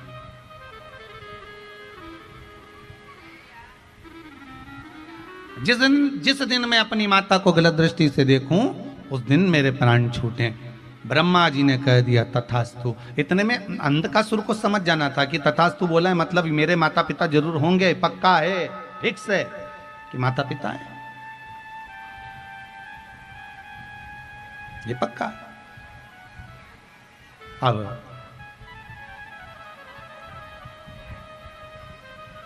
आया समय, अंधकासुर एक दिन अपने सैनिकों से बोला कि जाओ मुझे विवाह करना है, जो सबसे सुंदर स्त्री हो, सबसे सुंदर नारी हो, उसको देख कर आओ, मुझे शादी करना, विवाह करना। दूतों ने आकर कह दिया जो सबसे सुंदर नारी थी उसको तो देवाधिदेव महादेव ले गए। शंकर जी के घर पर है वो। तो दुनिया की सबसे सुंदर अगर कोई जोड़ी है तो वो देवाधिदेव महादेव और माता पार्वती की जोड़ी है। बहुत सुंदर। पार्वती जी और शिव जी में सबसे ज्यादा सुंदर कौन है? दोनों में सबसे ज्यादा सुंदर शंकर और पार्वती में कौन है? भगवान शंकर। एक बार गणेश जी ने कह दिया था भोलेनाथ जी से, बाबा पिताजी भगवान विष्णु कितने सुंदर दिखते हैं, ब्रह्मा जी कितने सुंदर दिखते हैं, इंद्र देवता कितने सुंदर दिखते हैं, और एक आप राख लपेट के बैठे रहते हो, भस्म लगा कर बैठे रहते हो, गले में सांप बिच्छू टांग कर बैठते हो, कितने सुंदर हैं वो। ऐसे सुंदर तुम भी हो जाओ ना एक बार। मैं आपको देखना चाहता हूं एक बार सुंदर। शंकर भगवान बोले मेरे को सुंदरता दिखाना नहीं है। नहीं नहीं, तुम एक बार जाओ गंगा जी में नहा के आओ। शंकर भगवान ने कहा नहीं, मैं नहीं जा रही। गणेश जी तो रूठ गए। गणेश जी रूठ गए तो शंकर भगवान गंगा जी में चले गए। गंगा जी में से जैसे ही नहा कर शंकर भगवान आए, आते से ही गणेश जी के मुख से निकल गया कर्पूर गौरम करुणावतारम। गजब की सुंदरता है साहब, इतने सुंदर, इतने सुंदर, गजब के सुंदर। सुनते ही गणेश जी महाराज ने अपने पिताजी से कहा पिताजी मुझे एक वर चाहिए। शंकर भगवान बोले क्या वर चाहिए बोलो। गणेश जी बोले जैसे तुम पहले थे वैसे की वैसी हो जा, वापिस राख लपेट लो, वापिस भस्म रमा लो। भस्म रमा लो? हाँ। वो क्यों? शंकर भगवान ने पूछा वो क्यों? गणेश जी बोले पिताजी बस आप भस्म लगाओ पहले। भगवान शंकर ने पूछा क्यों, बता तो सही। इतने में गणेश जी बोले मैं मेरी माता से ज्यादा सुंदर किसी को नहीं देख सकता, मैं अपनी माँ से ज्यादा सुंदर किसी को नहीं देख सकता, मेरी पार्वती मैया से ज्यादा सुंदर आप नहीं दिखना चाहिए। तो शिव जी ने कहा ठीक है। उस दिन से भोलेनाथ जी ने भस्म चढ़ा ली स्तन पर। अति सुंदर है मेरे शंकर,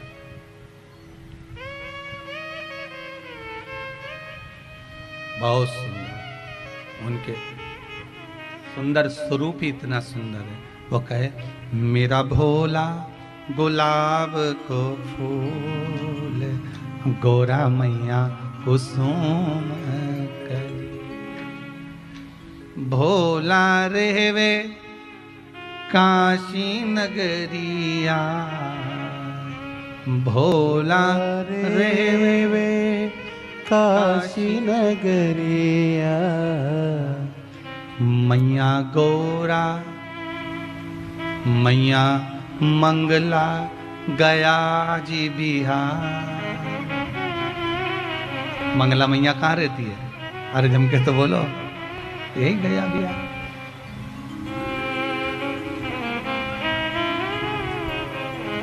भोले बाबा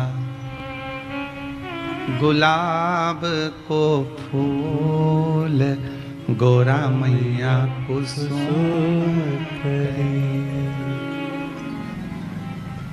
भोला खावे भांग धतूरा, भोला खावे भांग धतूरा।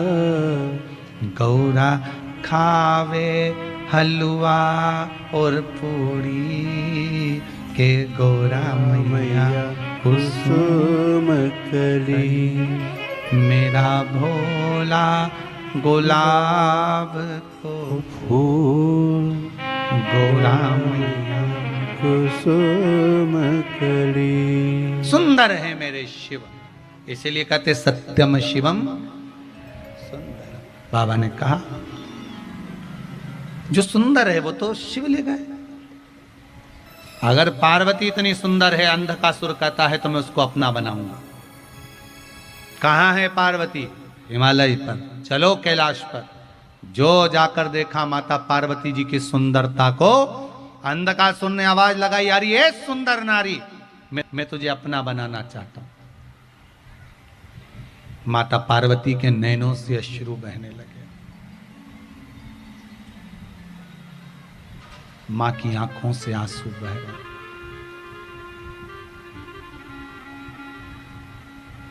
देखो मां बहुत गुस्से में होती है तो भी रोती है, मां बहुत प्रसन्न होती है तो भी रोती है। पार्वती मैया क्यों रो रही हैं? कि आज मेरा बेटा मेरे सामने खड़े होकर कहता है कि मुझे अपना बनाना चाहता है। इसने मांगा था जिस दिन मैं अपनी माता को गलत दृष्टि से देखूंगा उसी दिन मरूंगा, और इसने गलत दृष्टि से देख लिया। मृत्यु की घड़ी निश्चित आ गई है, पास में पहुंच गई। अगर तुम्हारे बुद्धि में विवेक में कुछ गलत चल रहा है, गलत आ गया, समझ लेना उस दिन तुम्हारा विनाश का समय तुम्हारे पास में आ गया। अच्छी जगह पहुंचने पर भी अगर तुम्हारा विवेक काम ना करे। कई लोग मंदिर में जाकर भी लोगों के लिए बुराई मांगते हैं, हे भगवान। कई कथा में बैठकर भी बुरा मांगते हैं, हे भगवान उसने ऐसा कर दिया, हे भगवान उसको ऐसा कर देना। क्यों? हम भगवान के मंदिर में अपने लिए मांगने गए हो, समय बर्बाद मत करो। जिस दिन भगवान तुम्हारे सामने आकर खड़ा हो जाए और कह दे मांग तुझे क्या चाहिए, उस दिन अपने लिए मांगना। हे परमात्मा, अगर देना चाहते हो तो इतना दे दो कि आप मेरे घर में मेरे साथ हमेशा रह लो। क्यों? क्योंकि अगर आप कुछ दे भी दोगे, मैं 2-4 लाख मांग भी लूंगा, कितने दिन चलेगा? मैं हैंडसेट मांग भी लूंगा, कितने दिन चलेगा? मैं सोने का हार मांग लूंगा, कितने दिन चलेगा? अगर आप मेरे घर में रहोगे, मेरे साथ रहोगे, तो ये पक्का है कि दुख मुझे कभी नहीं आने वाला। आप मेरे हो जाओ, मैं आपका हो जाऊं, और मुझे चाहिए क्या? आप मेरे हो जाओ, मैं आपका हो जाऊं, और मुझे क्या चाहिए? वो एक भजन की लाइन गाते ना, मेरे घर के आगे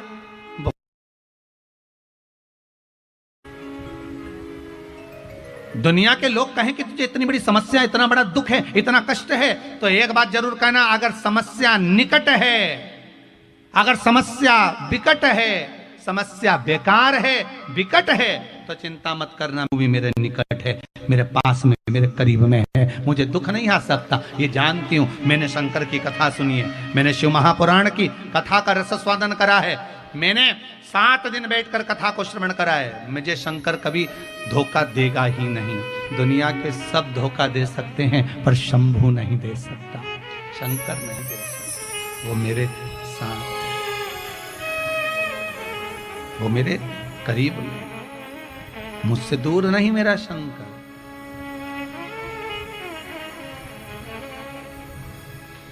मेरे भोले तेरा सहारा है, मेरे भोले तेरा सहारा है,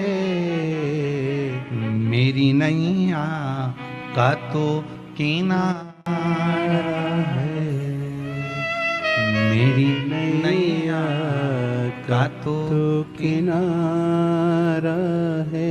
बस वो करीब में आया। मांगा था अंधकासुर ने, माता को गलत दृष्टि से देख लिया, शिव जी को क्रोध आ गया। शंकर भगवान ने उसी समय पर भैरव को प्रकट करा। बटुक भैरव सामने आए और उन्होंने अंधकासुर के प्राणों को हर लिया। अंधकासुर के प्राण चले, प्राण समाप्त हो गए, प्राण छूट गए, अंधकासुर के प्राण चले गए। गलत दृष्टि से देखा। और बहुत ध्यान दीजिएगा इन दृष्टि पर, बहुत ध्यान दीजिए। देखिए, आपकी जैसी दृष्टि होगी, सामने वाली सृष्टि वैसी नजर आने वाली। बहुत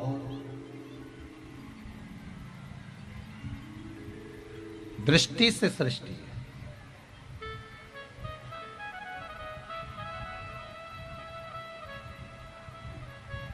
आपकी दृष्टि जैसी होगी वैसे नजर आएगा।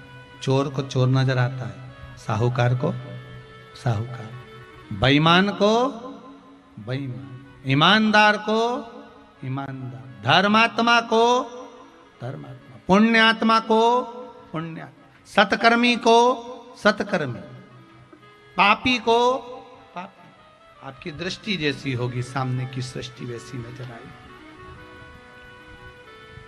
अंधकासुर के प्राण छूट गए। आगे सुंदर चरित्र आया है। महाराज शंखचूर्ण राक्षस की धर्म पत्नी का नाम था तुलसी, और उस शंखचूर्ण को महाराज भगवान विष्णु ने उसका सातित्व डिगा दिया था। शंकर भगवान ने उसका संहार कर दिया था। शंखचूर्ण की पत्नी तुलसी गंडकी नदी बन गई। कौन सी नदी बनी है? गंडकी नदी। गंडकी नदी का रूप धारण कर लिया, और गंडकी नदी बनकर शंखचूर्ण की उस धर्म पत्नी तुलसी ने कहा, सुनो नारायण, आपने मेरा सातित्व डिगाया है, मैं आपको श्राप देती हूं कि आप पत्थर के बन जाओगे। मुझको, मुझ गंडकी नदी के अंदर आप प्रकट होगे। और शालिग्राम भगवान कहां से प्रकट होते हैं? गंडकी नदी से। मुझ गंडकी नदी में से आप प्रकट हो गए, गंडकी नदी के भाव से आप प्रकट हो गए, और गंडकी नदी गंडकी नदी के रूप में शिव धरती। महाराज शंकर भगवान से कहा, भोलेनाथ आपने मेरे पति को मारा है। शंभु आपने मेरे पति को मारा, मैं वचन देती हूं बाबा आपने मेरे पति को मारा है, मेरा जल आप पर कभी नहीं चढ़ेगा। सारी नदियों में से केवल इस भारत की भूमि पर एक ही नदी ऐसी है जिसका जल शिव जी पे नहीं चढ़ता, वो गंडकी का जल है। कौन सी नदी का जल है? जम के बोलो जरा। गंडकी नदी का, शिव पर नहीं चढ़ता। आप कभी नेपाल जाएं, पशुपतिनाथ का दर्शन करने जाएं, तो वहां पर जल चढ़ता है तो आप कहेंगे कहां से लाएं? गंडकी का जल होगा, नहीं चढ़ाएंगे, मना कर देंगे, ये जल नहीं चढ़ाएंगे। आप अपने साथ में अगर जल लेकर गए हैं यहां से तो जल चढ़ा ले देंगे, पर गंडकी नदी का अगर जल होगा तो मना कर दिया जाएगा कि ये जल नहीं चढ़ाएगा, गंडकी का जल नहीं चढ़ाएगा, मना कर दिया। शिव पुराण कह रही है, वही समय आने पर भगवान शंकर को एक बार क्रोध आया और शिवजी के क्रोध को ब्रह्मा जी ने अवधूतेश्वर रूप जो शिवजी ने धारण करा, उस अवधूतेश्वर रूप का जो प्रभाव वर्णित किया गया है, उस अवधूतेश्वर रूप को शिवजी ने ले जाकर उस क्रोध को समुद्र में दे दिया। समुद्र में दिया जिससे एक असुर उत्पन्न हुआ जिसका नाम जलंधर हुआ। जलंधर की धर्म पत्नी हुई वृंदा। एक बात बहुत अच्छे से ध्यान रखना, जो बच्चा रात्रि में गंदगी कर देता हो, पलंग बिस्तर को गंदा कर देता हो,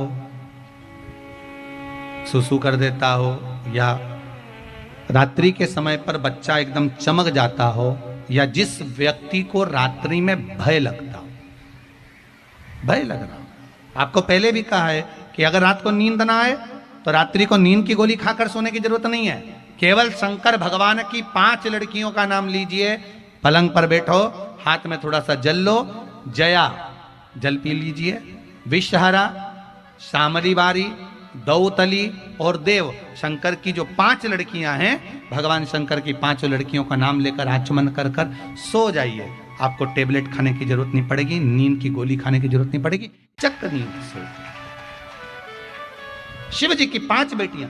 उसी तरह जिस कोई बच्चा गंदगी कर रहा है, या कोई बच्चा बिस्तर बिगाड़ रहा है, या किसी को रात्रि में बेचैनी हो रही है, रात भर चैन नहीं मिलता, कहीं स्वप्न आ रहा है, कहीं कुछ दिख रहा है, कहीं कुछ हो रहा है, उसको एक ही काम करना चाहिए महाराज, बस एक आटे का दिया बनाइए, उसमें 4 बत्ती रख लीजिए, उसमें सरसों का तेल डाल लीजिए और अवधूतेश्वर महादेव का नाम लेकर, कौन से महादेव? जम के बोलिए जरा। अवधूतेश्वर महादेव का नाम लेकर उस बाती को जलाकर उस व्यक्ति के ऊपर से स्पर्श कराकर उसको किसी भी वृक्ष के नीचे, पीपल आदि का आदि कोई वृक्ष के नीचे या चौराहे आदि का स्मरण हो, वहां पर उस वृक्ष के नीचे उसको रखवा दीजिए। रात्रि के समय पर व्यक्ति फिर कभी नहीं चमकता, गंदगी नहीं करता। अवधूतेश्वर महादेव। कोई पैसा खाकर भग गया, नहीं दे रहा, बहुत प्रार्थना कर ली, नहीं दे रहा, 7 सफेद फूल, कितने फूल होना चाहिए? 7 सफेद फूल अवधूतेश्वर महादेव के नाम से शिव जी को चढ़ा दीजिए। एक एक फूल को जब चढ़ाओ तो जिस व्यक्ति से धन लेना उसका नाम और गोत्र बोलते जाना और उसको कहते जाना, मेरा इतना धन है बाबा, आपको दिलाना है। अवधूतेश्वर महादेव का नाम लेकर शंकर के शिवलिंग पर चढ़ा दीजिए। 3 महीने के अंदर पैसा हाथ जोड़कर देकर जाएगा। बेचैनी होने लगती है, पैसा चुकाए बगैर रह ही नहीं सकता। अवधूतेश्वर महादेव।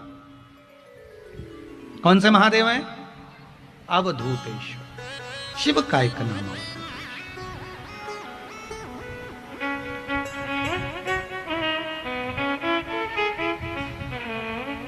शंभु शरणे पड़ी, मांगू घड़ी रे घड़ी, दुख काटो, दया करी ने दर्शन आपो। अवधूतेश्वर महादेव का नाम लेकर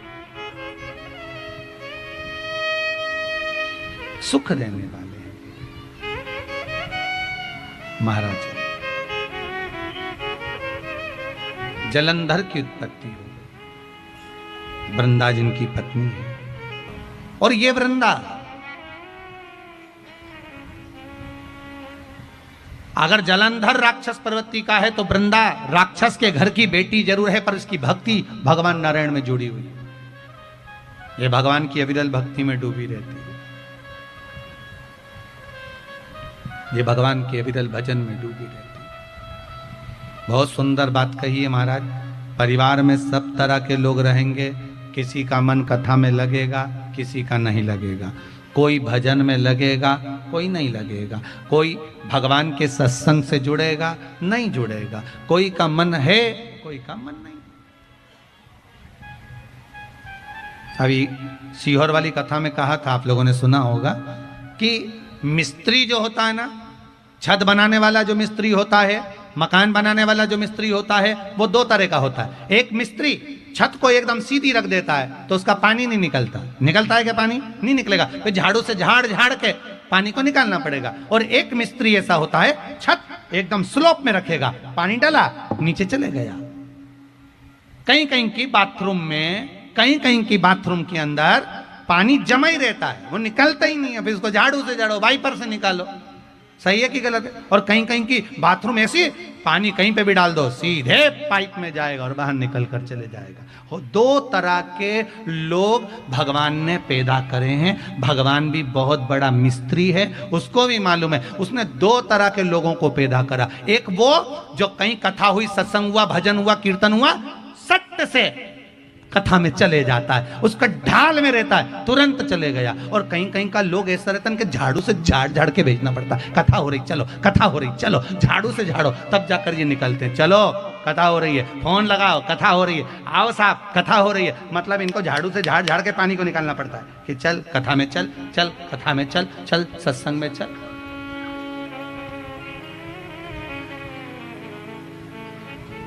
पर शेर घाटी में जितने भी आप लोग बैठे हो, आपको झाड़ू से झाड़ के नहीं लाए, आपको तो मिस्त्री ने ढाल में बनाया था। इसलिए जैसे ही कथा चालू हुई और आप ढाल में पहुंच गए, जैसे ही कथा चालू वैसे ही पहुंचे। और शेर घाटी के तो आए, और शेर घाटी के बाहर के भी बहुत आए। कितने लोग आए शेर घाटी के बाहर से? जरा हाथ उठाओ जो बाहर से आए। गजब आए रे। फिर शेर घाटी के कितने आए रे? जब तुम ही सब बाहर से आ गए तो बहुत बढ़िया। हर हर महा। सब बाहर के हो जितने बैठो, जरा हाथ उठाओ, बाहर वाले जितने बाहर से आए हो। इधर कुर्सी पे भी बाहर वाले ही हो, इधर भी हो क्या? और राम जी राम, गजब, धन्य। बैठो बैठो, रखो रखो, हाथ रखो। अब जरा शेर घाटी वाले की भी देख लें। शेर घाटी वाले उठाओ जरा, जो शेर घाटी के। ये तुम भी कम नहीं हो रहे, गजब हो, बहुत बढ़िया। रख लो रख लो रख लो रख लो, धन्य।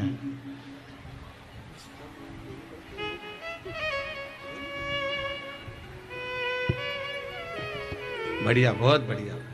बाबा देवादिदेव महादेव, आप आए हो जिस भाव से शंकर की कथा में जो पहुंचे हो, मेरा देव अधिदेव महादेव आपकी मनोकामना पूर्ण करे और आपको बुलाता रहे। यही बाबा से विनय है, आपको बुलाता है। बस बाबा ऐसी कृपा करे महाराज, उसकी दया बनी रहे। वो है शंकर त्रिकालदर्शी, कैलाशी, अविनाशी शिव, कृपा करिए। शिव महापुराण की कथा कह रही है, औगड़दानी त्रिकालदर्शी शंकर की कथा कर रही। जलंधर वृंदा का विवाह हुआ। भले राक्षस के घर की बेटी हो, पर उसका भाव भगवान नारायण के चरणों में लगा हुआ था, भगवान विष्णु के चरणों। और भगवान नारायण के चरणों में लगी रही। जलंधर ने जब उपद्रव मचाया, बहुत उपद्रव मचाया, तब उपद्रव को देखकर भगवान शिव से प्रार्थना करी। शंकर भगवान ने कहा, मैं मार दूं जलंधर को, मना नहीं।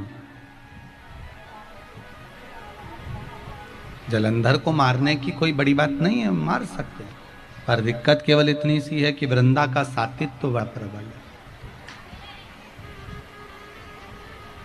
वृंदा का जो सातित्व है वो बड़ा प्रबल है। वृंदा के सातित्व को अगर भगवान विष्णु आप डिगा दोगे तो मैं जलंधर को मार सकता।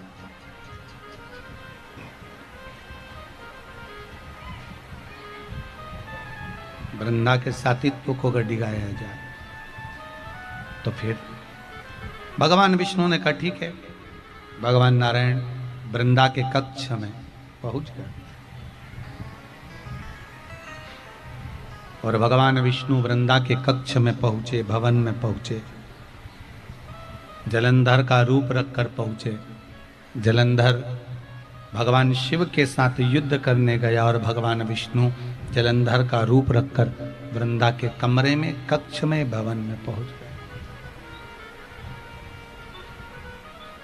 निवास करा।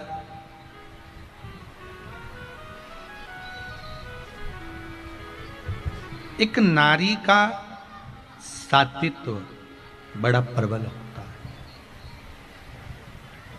और अगर वही सातित्व दिख जाए तो उसकी कोई फिर मूलता नहीं रहती।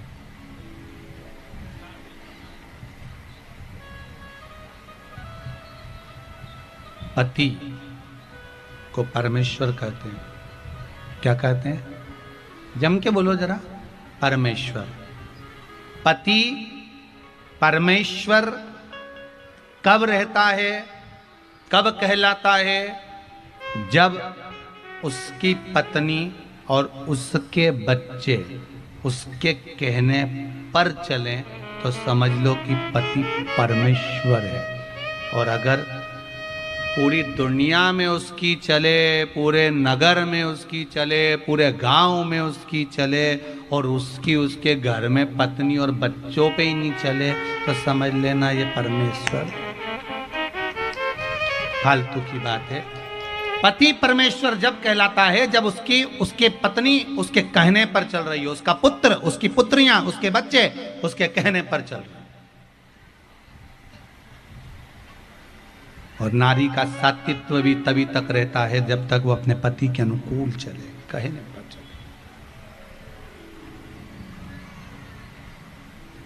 केवल एक भारत की भूमि तो ऐसी भूमि है जहां पर पति को परमेश्वर कहते हैं, नारी को सती कहते हैं। कहीं विदेश में कहते हैं? एक भारत के संत घूमने के लिए विदेश गए। वहां जाकर उन्होंने देखा एक पत्नी का पति मर गया, उसे कब्र में दबाया।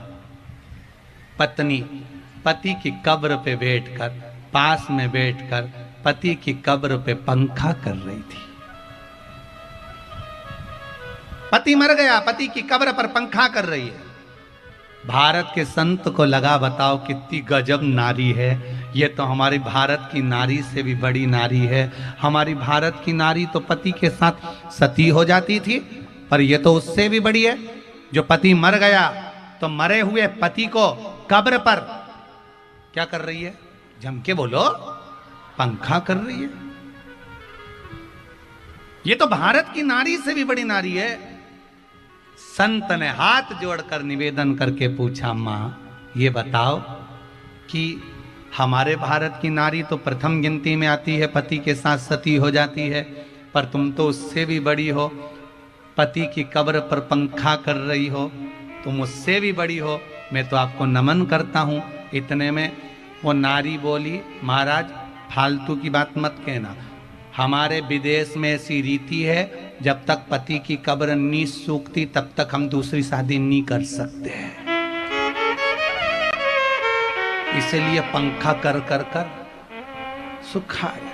संत ने अपना चिमटा उठाया, कमंडल उठाया, सीताराम करते करते चले गया कि भारत की भूमि जैसी नारी नहीं हो सकती, रहने दे दादा। ये विदेश की नारी विदेश की अच्छी, अपनी तो यहीं की अच्छी, यहीं की अच्छी। कौन जाने इनको। चले जीवन की सार्थक। जलंधर के प्राण छूटे, वृंदा का सातित्व टूटा। जलंधर के प्राण छूटे, जलंधर का शीश कटा हुआ वृंदा की गोद में जाकर गिरा। जब गोद में आया तब रोती हुई बोली, तुम कौन? नारायण को पहचान गई, क्रोध में आ गई। वृंदा ने कहा, नारायण तुमने मेरा सात्वित्व डिगाया है, मैं श्राप देती हूं तुम पत्थर के हो जाओगे, मैं तुलसी का क्यारा बनूंगी। तुलसी का दल शिव पर नहीं चढ़ेगा, मंजरी जरूर शंकर पर चढ़ती, शंकर पर मंजरी चढ़ेगी और तुलसी दल नहीं।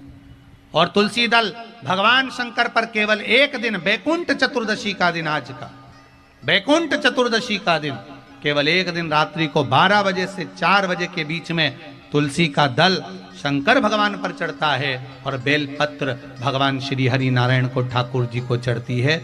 इन दोनों को उठाकर शहद की शीशी में भरकर रख लिया जाता है, दोनों को डालकर। जो बच्चा पढ़ने में कमजोर होता है, जो एग्जाम में पास नहीं हो पाता है, उसको 1 महीने तक वो शहद बैकुंठ चतुर्दशी का चटाया जाता है। बच्चा पढ़ने में होशियार हो जाता है, उसकी बुद्धि प्रबल हो जाती है। आज वो बैकुंठ चतुर्दशी का स्मरण, भगवान शिव औघड़दान, आनंद देने वाले, भगवत स्मरण कराने वाले, भगवत तत्व को प्रदान कर। महाराज भगवान आनंद की राशि है। शिव तत्व को प्राप्त का साधन बैकुंठ चतुर्दशी को हरि हर मिलन का बड़ा मूल आनंद है। हरि भगवान हरि और हर का मिलन। शिव महापुराण की कथा कहती है, भगवान के पावन चरणों का स्मरण करते हुए लक्ष्य तत्व तक पहुँचें और अपने जीवन को सार्थक बनाते हुए शिव तत्व की ओर वंचित, शिव तत्व की ओर जावें। जब हम भगवान शंकर के पावन चरणारविंद की ओर अग्रण्य होते हैं, भगवान शंकर के चरणारविंद की ओर जब हम जाते हैं, तो हमारे जीवन के कई दुख कष्ट अपने आप मिट जाते हैं। कोई कहता है मंदिर जाओगे तब दुख कटेगा, मंदिर जाओगे तब कष्ट कटेगा, शंकर की कथा में जाओगे तब कष्ट कटेगा, तब दुख कटेगा।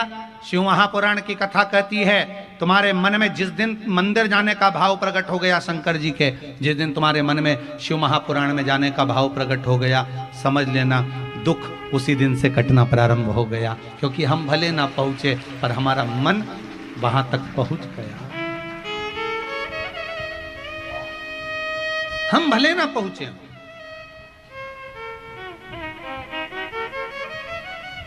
हम भले मंदिर तक नहीं पहुंचे, हम भले शिव महापुराण तक नहीं पहुंचे, पर हमारा चित्त, हमारा मन, हमारी वृद्धि, हमारी बुद्धि, हमारा चित्त पहुंच गए। पर ये मन ही तो पहुंचना चाहिए। ये मन का पहुंचना ही तो जरूरी है। फिर वही वाली बात आ गई, ये मन बड़ा चंचल है, कैसे तेरा भजन करूं, जितना इसे समझाऊं उतना ही मचलता, उतना ही मचलता। जितना इसे सत्संग की ओर लेकर जाते हैं, जितना इसको स्मरण की ओर लेकर जाते हैं, जितना इसको सत्संग भजन की ओर लेकर जाते हैं, ये उतना मचल जाता है। शेरघाटी वालों को तो ये मौका भगवान की कृपा से प्राप्त हो गया, देवाधिदेव महादेव की कृपा से प्राप्त हो गया। और भी निवेदन है, कहीं का रे गया हो तो भी हाजिरी लगा लेना। 2 दिन बचे हैं कथा के। कितने दिन बचे हैं? 2 दिवस।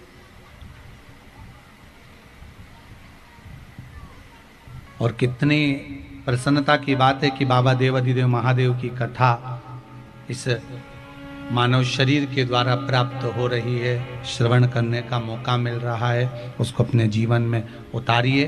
भगवान श्री गणेश जी महाराज की बाल लीलाओं का स्मरण किया गया। वर्णन आता है, एक बार माता पार्वती बैठी हुई थी, भगवान शिव से निवेदन करा, भोले बाबा क्या बात है पार्वती? पार्वती जी बोली, प्रभु आपसे कुछ कहना है। शंकर जी बोले, बोलो क्या बात है? पार्वती जी बोली, प्रभु बस इतना सा कहना है कि मैंने जब गणेश जी का माथा कट गया था, शीश कट गया था, तो भगवान से निवेदन करा था। क्या निवेदन करा था? कि हे गंगा मैया, अगर मेरा बेटा जीवित हो गया, मैं तुझे 1.25 लाख आटे के दिए दान करूंगी। चलो अपन दीप दान कर दें। पार्वती जी चली।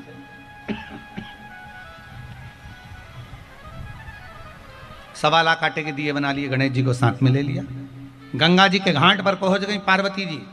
शंकर जी पार्वती जी इधर, गणेश जी को बिठा दिया उधर। छोटे से गणेश जी थे, बिठा दिया वहां। आटे का दिया बनाए, जहां से नदी बहकर आए। शंकर पार्वती ने उधर मुख करा, शिव जी इधर से दिया लगा कर दें, पार्वती जी उधर मुख करके छोड़े। गणेश जी खसक खसक के गंगा जी में पांव डालकर बैठ गए। अब उधर जो दिया छोड़े पार्वती और शंकर जी, वो बहता बहता इधर आए। गणेश जी सूंड में से उठाएं और वापिस वहीं रख दें। फिर छोड़ें, गणेश जी फिर उठाएं, फिर रख दें। 3 घंटे हो गए, दिए कम नहीं हुए। पार्वती जी ने शंकर जी से पूछा, भोलेनाथ बात समझ में नहीं आ रही, इतने सारे दिए छोड़ दिए गंगा जी में पर दिए कम नहीं हो रहा। इतने में शंकर जी बोले, एक बार ब्रह्मा जी बोल रहे थे दान करने से बहुत बढ़ता है। अब उनको क्या मालूम था कि इनका दादा पकड़ पकड़ के छोड़ दिया है, ये छोड़ रहा है, ये पकड़ के वापिस रख दिया। थोड़ी देर बाद गणेश जी की सूंड शंकर जी के पांव के पास में आई और दिया रख रही थी।